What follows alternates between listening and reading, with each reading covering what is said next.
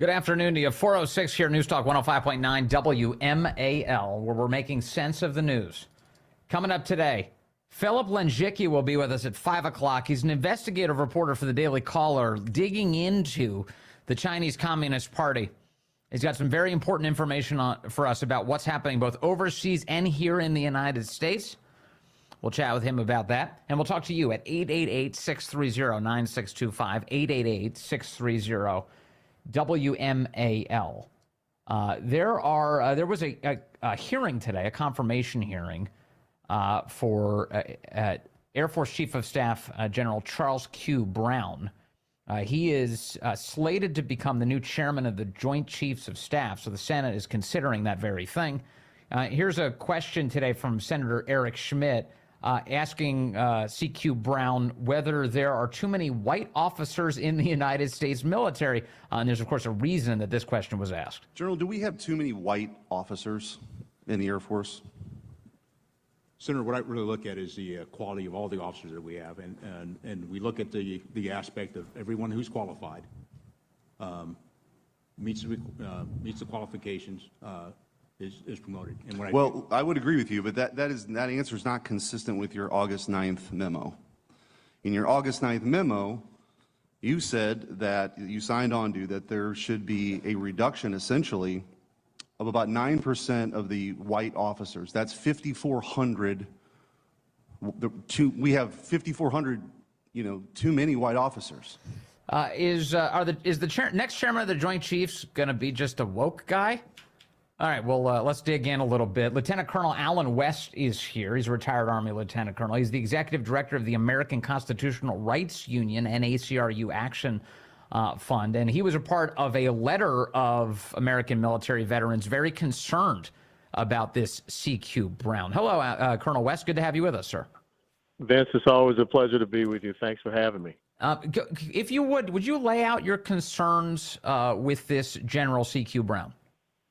Well, I think you just heard it right there, and he may be a very decorated, distinguished combat aviator in the Air Force, but when you put out a statement that says we only want to have 46% white male aviators in the United States Air Force, you don't solve racial discrimination by creating racial discrimination. As a matter of fact, I think that the United States Supreme Court just ruled about that with their decision in the Harvard-UNC case. So it is very disconcerting to me that we have a four-star general, and I could care less about his color. Yeah. But he is talking about racial quotas. He is talking about discrimination.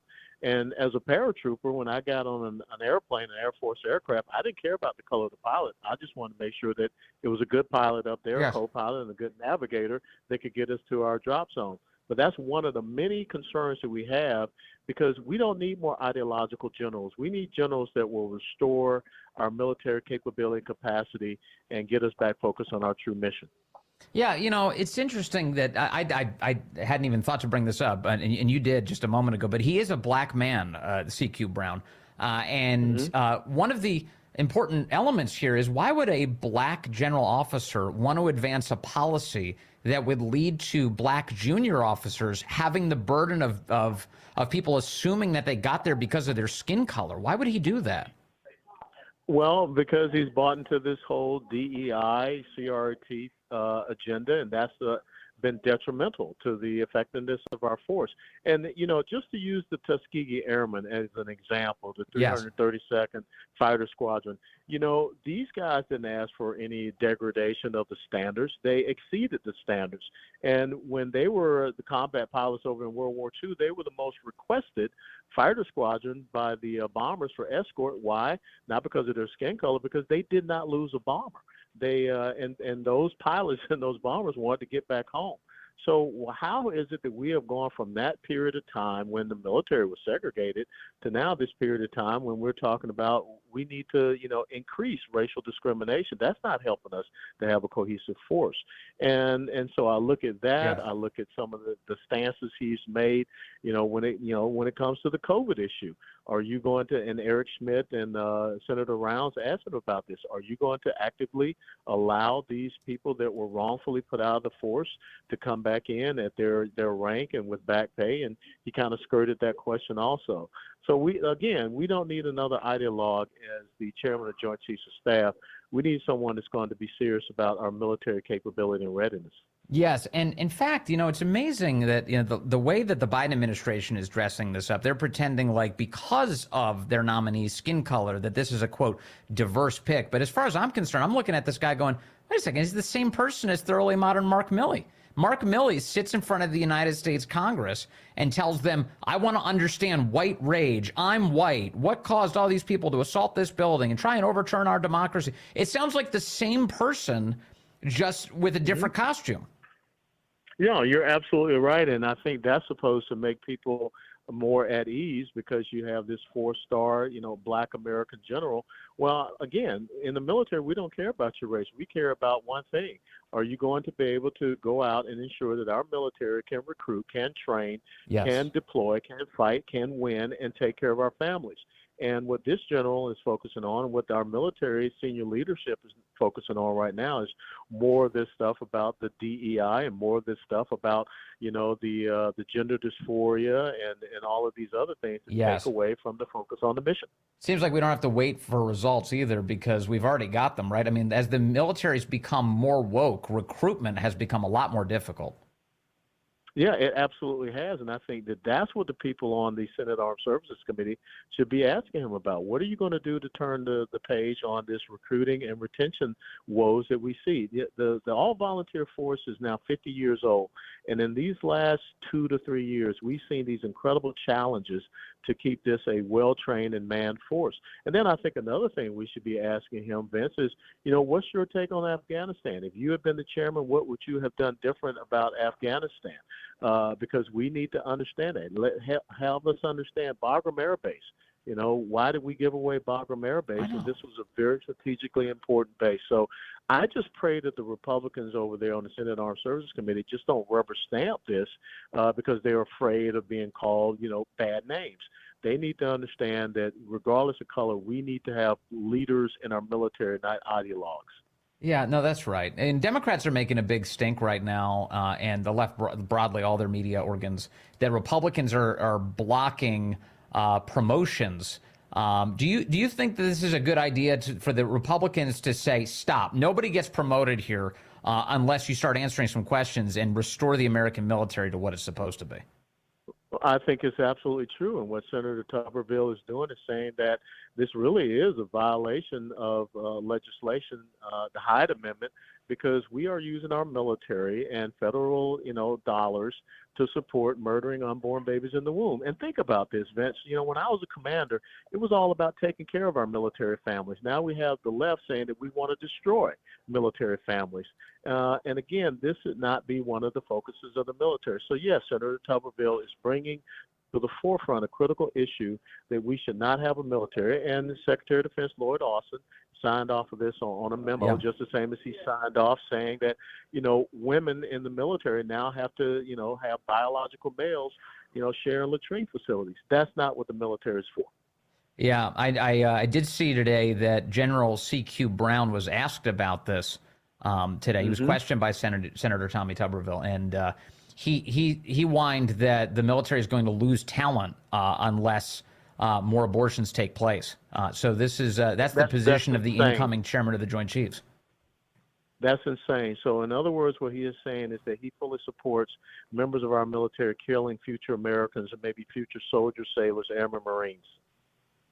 It's insane. You're totally right.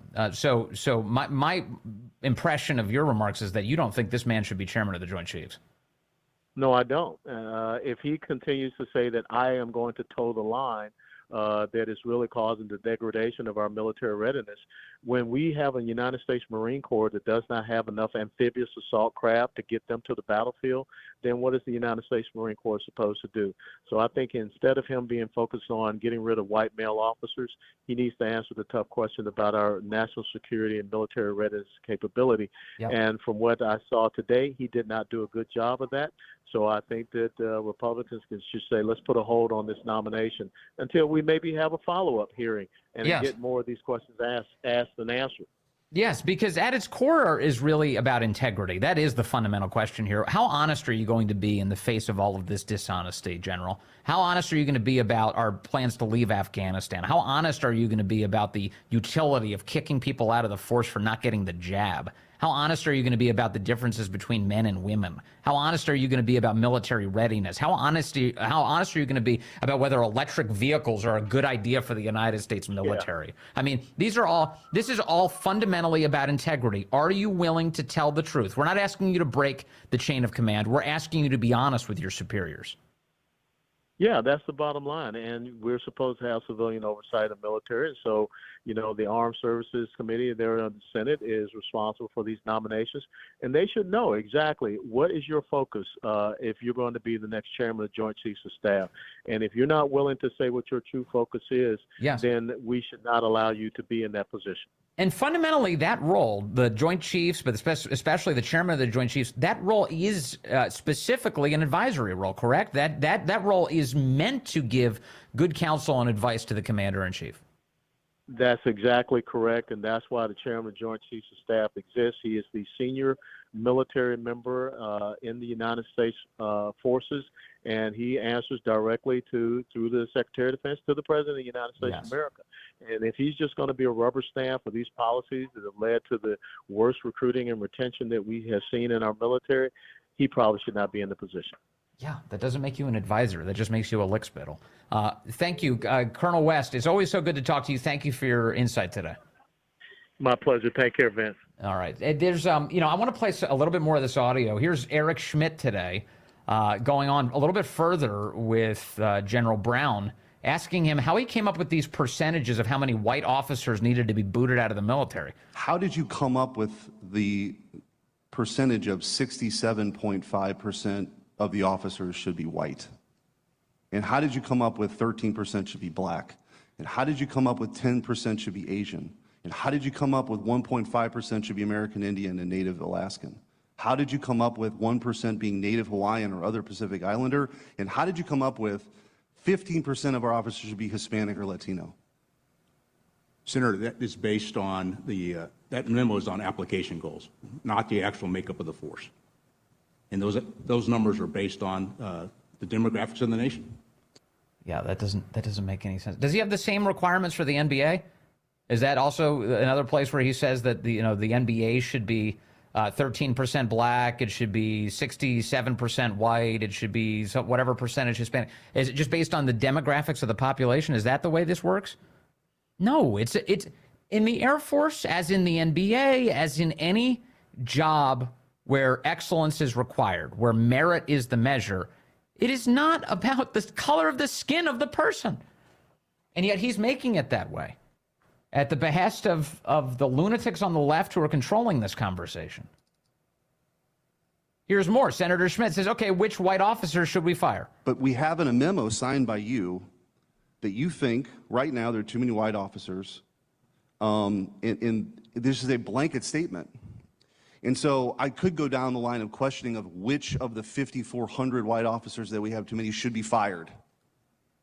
Because that is the actual impact of all this. Yeah, that is the impact of this. And that was also, remember, this is a zero-sum game. I mean, there's only so many positions for officers. There's only so much pay for officers. There's only so many units where you need officers in certain positions. And in the end, there's a limit to how many people you can hire. And if you're hiring certain people on the basis of irrelevant qualifications, they're not even qualifications, irrelevant, immutable characteristics. Oh, hire that guy. He's a different color. What does that have to do with anything? What does that have to do with our military? Nothing. It has nothing to do with our military and its utility and its effectiveness. And that means someone else will lose the job for an equally meaningless reason because their skin color doesn't match up with the one that you want for your photo spread? How stupid. One more from Senator Schmidt to General Brown. How are you going to recruit troops that were fired for not getting the jab? And so I'll ask you also, there have been 8,500 military men and women fired because they chose not to get a vaccine. If confirmed, what would you do to go out, not just they can reapply and there's a process, to go out and recruit these folks back. What would you do to do that? What would you do to accomplish that? Could you imagine if he was like, we would issue a heartfelt apology and then offer them a bonus for rejoining the United States military? Senator, if confirmed, I'd provide them the opportunity to reapply. I just don't think that's good enough. I heard that from Secretary Austin. I just don't think that's good enough. We did a great because there's no disservice to this diversity. It's the same person. He is Lloyd Austin in General Brown's clothing. It's the same guy. I love this. We're making the military more diverse. No, you're not. It's the same stuff over and over and over again. And you're taking it in the wrong direction. Not with diversity, but with enforced conformity. It's disgraceful is what it is. And we keep getting all these people calling, military people. They're saying, what is this? I don't even recognize this. And that's disheartening. And that's why you're watching, fundamentally, that's why you're watching the recruitment going down. That's why. That's why. People are like, what am I doing? The show continues here on the legendary WMAL. Richard in Manassas, line 3. Richard, good afternoon. You're on the Vince Coglianese Show. Hey, Vince, thanks for taking my call. You know, listening to your interview with Alan West, it's really disappointing that we have an activist general trying to impose affirmative action on our military. He should be saying, thank you for your service, 5,400 white officers who actually went to school and got a degree and got their commission to serve, instead of, screw you, get out, we need more affirmative action candidates, you know, from the people of color.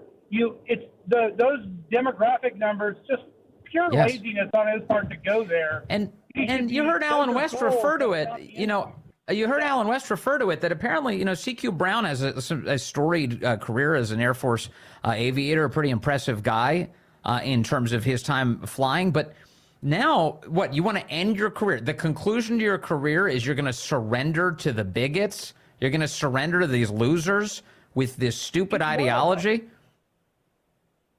Surrender, he's become one of them. Yeah, it's gross. It's super gross. What an abandonment of a successful career. Don't do it, brother. You can turn it around now. Turn it around right now. He won't, but he should. It's 4:29. Good afternoon to you. 4:35 here, News Talk 105.9 WMAL, where we're making sense of the news. Coming up today, Philip Lenjicchia will join us, an investigative reporter for the Daily Caller News Foundation. He's been digging into the Communist Party in China. He's an expert on the subject, and will tell us what they're up to overseas and right here in the United States of America, and is catching the attention of some United States senators as well. Philip will give us the latest. And you can join us today at 888-630-9625, 888-630-WMAL. A bunch of calls coming in. We were just talking CQ Brown. He's the incoming chairman of the Joint Chiefs if the Senate okays him. Steve is in Ashburn on line 2. Wants to weigh in on this. Steve, good afternoon to you. Good afternoon, Vince. Excellent topic and very timely. First, my bona fides, served 30 years in the Navy, so I have something to say about this. First, thank you. Does this apply to every single one of the services equally on all the specialties, combat arms, logistics, medical? Do we have to then provide the equal number or equal partition of every one of these categories to each one of those areas? Some of them are very specific and have highly educated nuclear submarines. How are you going to do that? That's thing one. Thing two, national security strategy, national defense strategy, all the posture statements of all the combatant commanders, all the operations plans. How many of them have a paragraph in them that says, we will not be able to achieve these objectives unless we have an equal partition of all? We can't get there from here. This does not serve military readiness. It does not serve the interests of our nation. That's what I have to say. Yes, and it diminishes, you can speak to this directly, wouldn't it diminish unit cohesion to have people judged on the basis of something as shallow and stupid as their skin color? Absolutely. I've been in command when we need to send our troops, our sailors, our airmen, Marines in.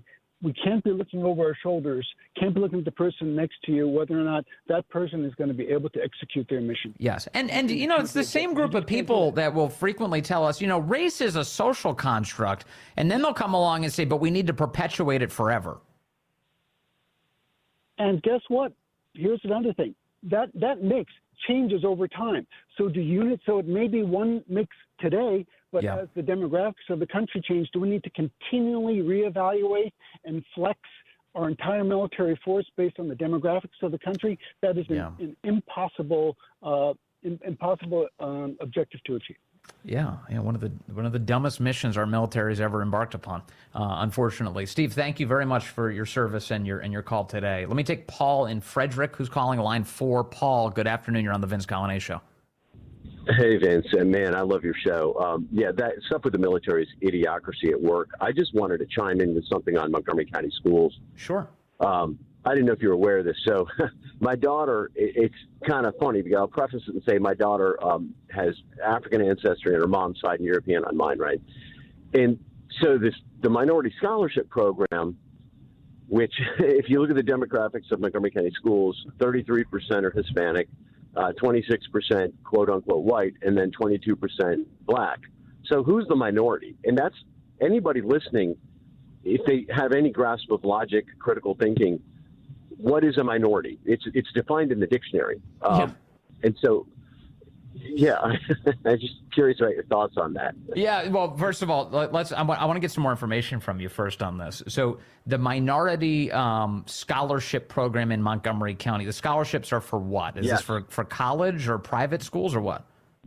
No, it's going to lead to college, yes. And I called and asked about it. I quizzed them. I said, what constitutes a minority?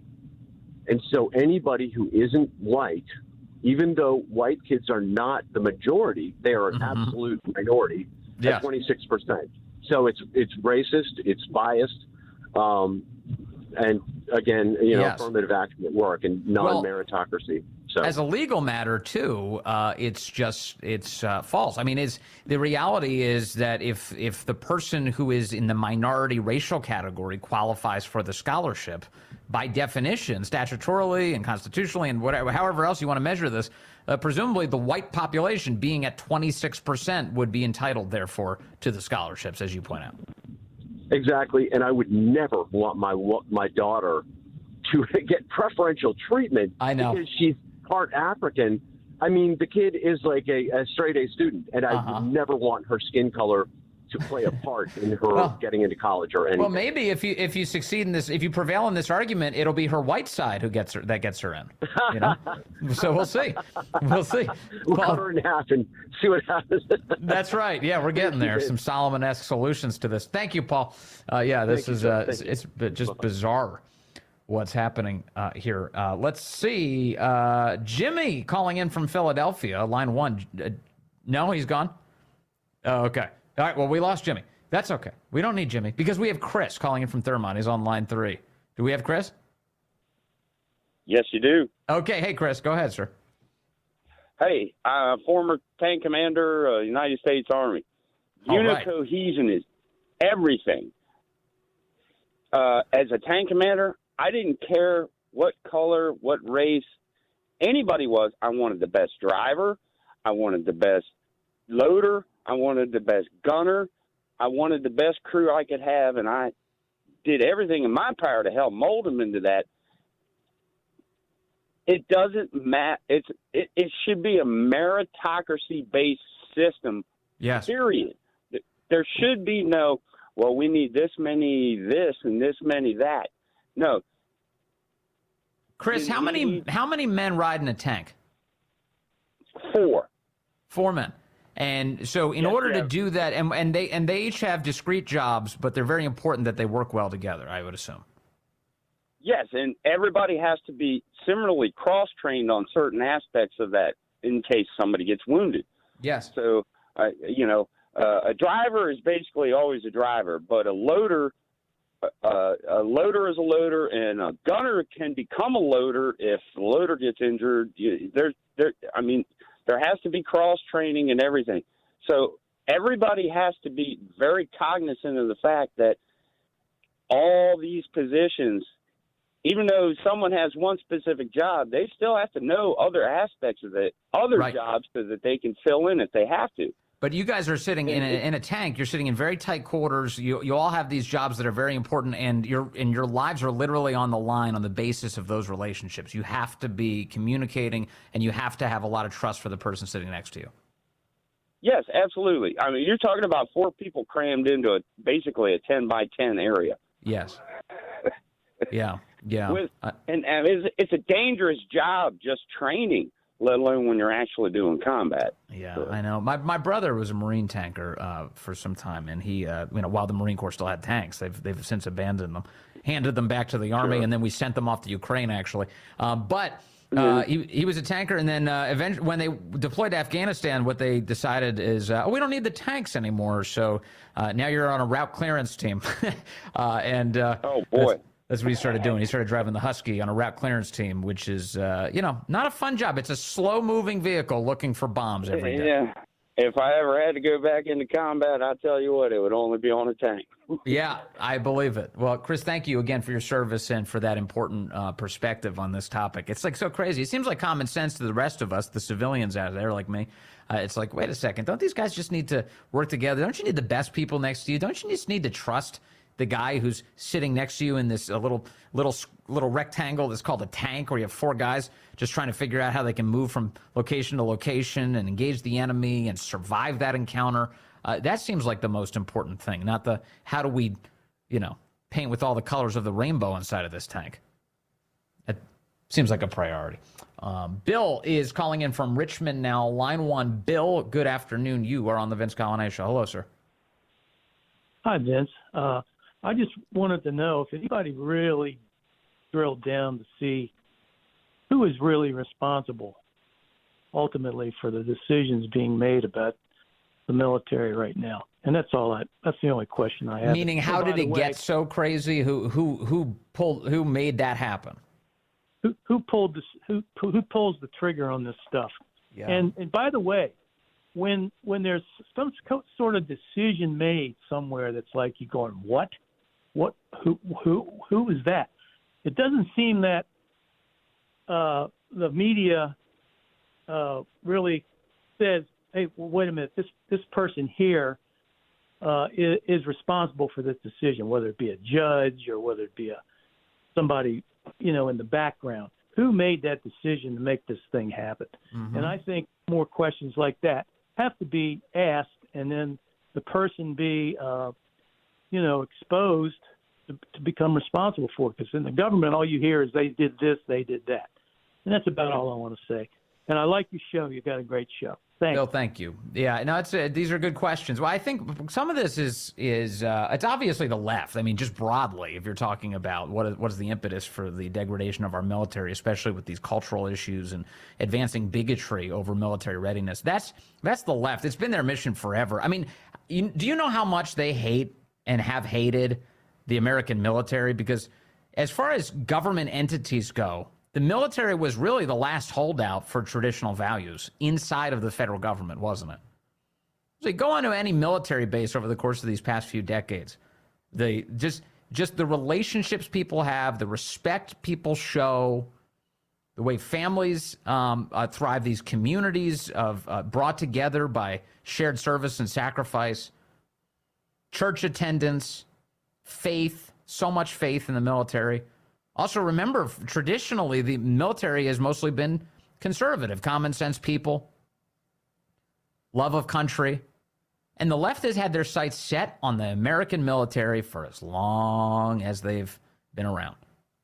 As long as they've been around. They've gone from spitting at our service members returning from Vietnam to now trying to actively subvert it from within. And so at the very top, you have this leadership culture, right? Every organization has a leadership culture. You have this leadership. And where does it come from? Well, especially with Joe Biden in office, certainly. Especially with the left having the control of the levers of power of the American military. They're exerting their control through saying, look, our priority is not about winning wars. It's not about lethality. It's not about the next enemy. That's not that. No, our concern is wrapped up in all of these woke ideologies, whether it's attracting transgender troops, people who are confused about their own sex, or it's judging people on the basis of illegitimate, immutable characteristics like skin color, Those are the priorities of the administration. So how do senior leaders rise in that environment? How do you choose the next generals? How do you choose the chairman of the Joint Chiefs? How do you choose the service leaders? Well, those guys who toe the line. Those guys who are willing to say, and women, guys and gals, who are willing to say, yeah, I'm on board. I'm on your agenda. I'll be a loyal, faithful executor of your agenda. And so the guys beneath those top officers begin to go in that direction. The guys who are left saying, hey, I'm not for this. I don't like the direction we're going. They're filtered out. They don't get that promotion. They don't get that command. And so the environment becomes pretty paralyzing, doesn't it? I mean, eventually everyone is trying to outwoke each other in the rise to the top. And it's degrading our military. And that all starts at the very top, the President of the United States. The leadership culture you create. Joe Biden, or more importantly, the people who pull his strings, have projected a message of what they want the American military to be. And you either get on board or you get out. You either get on board or you get out. And so we are left, and we are going to be left with the long tails of this horrific decision-making for years to come, regardless of who becomes the next president of the United States. So they have a very tall task ahead of them in order to confront this. Let me take Scott calling in from Castleton now on line 2. Scott, good afternoon. You're on the Vince Coglianese Show. Hey, Vince. Thanks for taking my call. Love your show, as always. Yeah, I just wanted to say briefly, I was in the Navy for 4 years back in the 80s, launching airplanes from the flight deck. At the time, was the second most dangerous job in the world. We had all kinds of guys of color in our unit, black guys, Hispanic, Asian, Hawaiian, whatever. We didn't care what the color of their skin was because it was life and death situation. Yes. If you got taken off the flight deck, it's because you made a mistake. So the idea that you're going to separate people into color classes to get a job done that's life or death, whether it's on the front lines in the Army, Marines, Navy, it's just ridiculous to think that you can choose people based on their color. You choose them based on their skill and how well they're trained.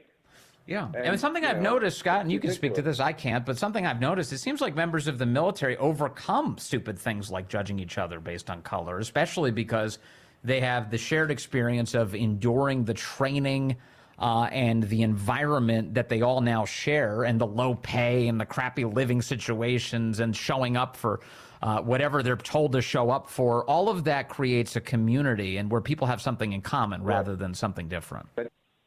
That's right. It's a brotherhood. You go through boot camp together, you go through training together, and then you get in the real world, and you're confident in the guy standing next to you, no matter what he looks like or what accent he may have or whatever. You know that guy is going to watch your back. Yeah. That's the most important thing. Sure seems like it. Scott, thank you.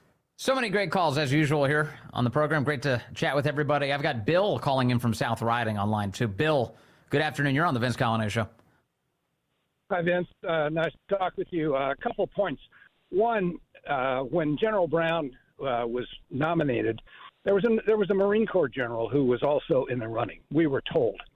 I don't know anybody who really believes that Marine Corps general really had a shot at being the chairman of the Joint Chiefs. I think that was General Berger, the current commandant of the Marine Corps. Yeah. And given the Biden administration emphasis on identity politics, it was seen by many people as a foregone conclusion that it was going to be the black general. That is the tragedy of affirmative action. I don't care how good you are.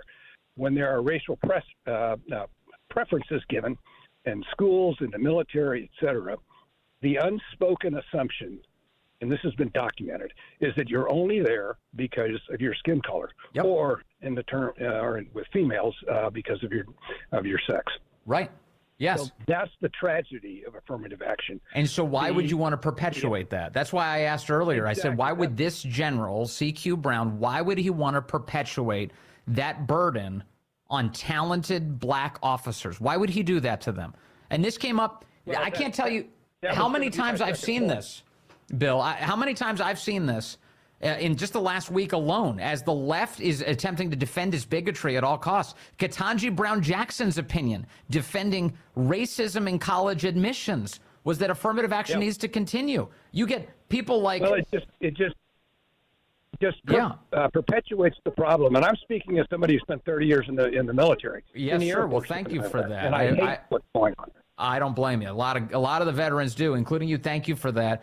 But to my point again, that Joy Reid, she went to, what, she go to Harvard? She complained that if she got in based on affirmative action. She said that she had to wear that as a burden, that people were judging her on that basis.